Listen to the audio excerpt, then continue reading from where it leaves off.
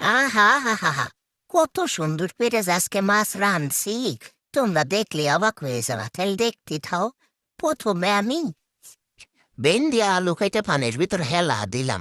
তারপর দইনের পাতা, পিঁয়াজ, মরিচ কাইটে, তারপর মাছের সাথে মশলা যা যা মিশানোর ছিল, মরিচ, হলুদ, লেবু, লবণ আর একটু তেল দিয়ে ভালো করে মাহাই নিছে, যাতে বাজলি পারে ওই যে তাওয়ার গায়ে না লেগে যায়। বাজারা যাতে ভালো হয় এর জন্য ভালো করে চটকায় চটকায় মাহাই নিতেছি। দেখে না ফারা কত চটকানে দিলাম। এখন তাওয়া বসাবো, কড়াইতে দিয়ে দিলাম মাছ।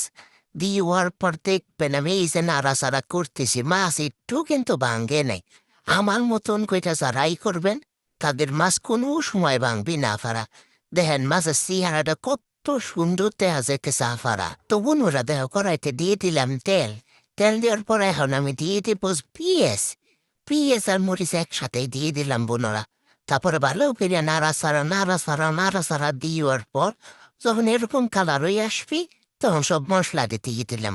দিয়ে দিলাম আদা রসুনের পেস্ট, দিলাম নুন, তারপরে দেবানি হলুদ, তারপরে দেবানি মরিচের গুঁড়ে, দিয়ে নাড়াচাড়া কইরে তারপরে দিয়ে দিবানি ভাই জিরের গুঁড়ে দেওয়ার পর একটু পানি দিয়ে নাড়াচাড়া কইরে দিবানি ডাইকে দেওয়ার পরে একটু পরে আবার খুলবো, খুলে নাড়াচাড়া কইরে সে ভেন্ডি আর আলুটা কুইটে রাখছিলাম সেটা দিয়ে তারপরে এটা ভালো করে কষাই নেব।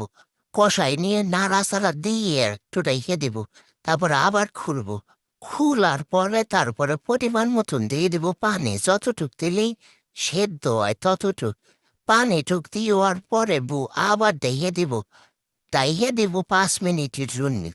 5 মিনিট পর যখন খোলার পর দেখবো কি এটা ভাব, তখন দিয়ে দিব মাছ ছাইড়ে দিয়ে আবার দিব ডাইহে দিয়ে 10 মিনিট পর আবার খোলার পর টুইনের পাতারে দিয়ে তারপরে যে সুন্দর করে দেখবেন।